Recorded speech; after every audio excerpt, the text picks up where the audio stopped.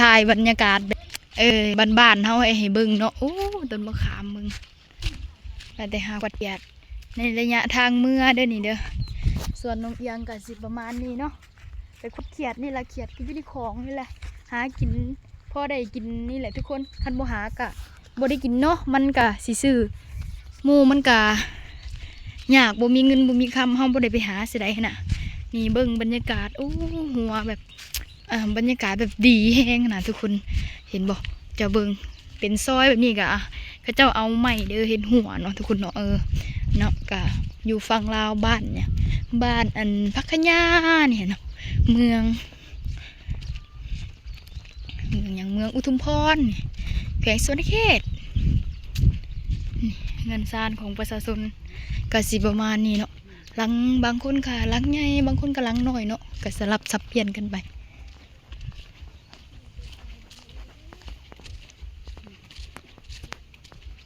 คือเจ้าย่างทันค่ะเจ้า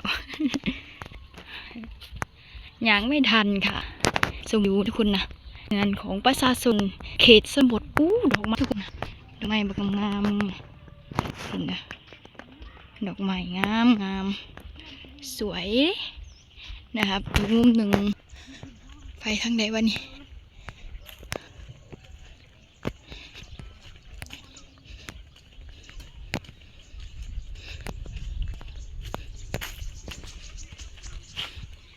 สิไปสิวันนี้ฮะไปเมื่อก่อนไหมเดี๋ยวพักเดี๋ยวพัก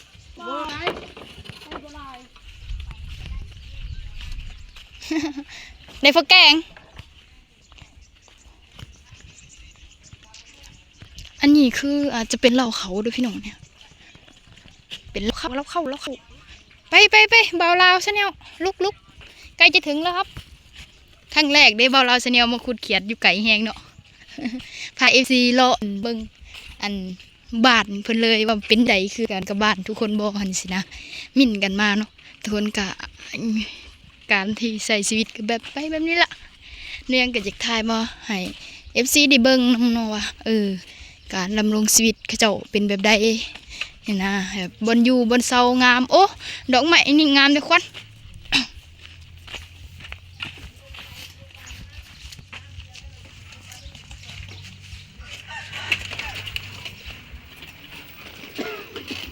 เราขี่รถถีบไฟฟ้าพี่น้อง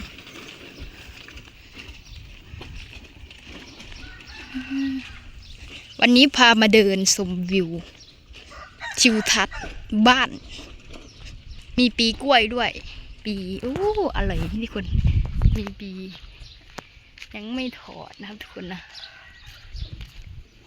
ย่างไวเถอะวะย่างอย่าช้านี่กูเห็นว่าย่างไวกันเลยว้าวมีหมักน้ำด้วยทุกคนเห็นบ่โอ้ยสายไฟพุ่นน่ะ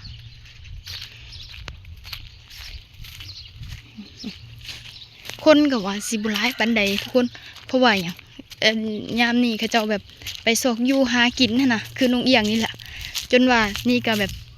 ค่ำแล้วนอนนี่ก็ประมาณ2 โมงละ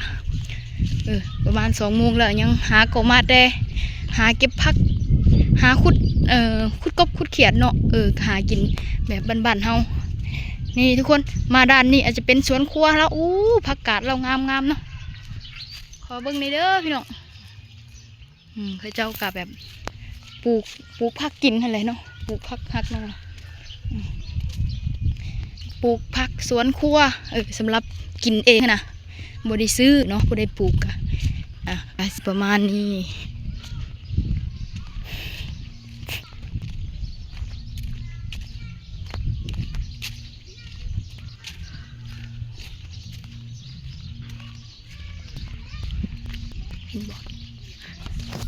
พี่น้อง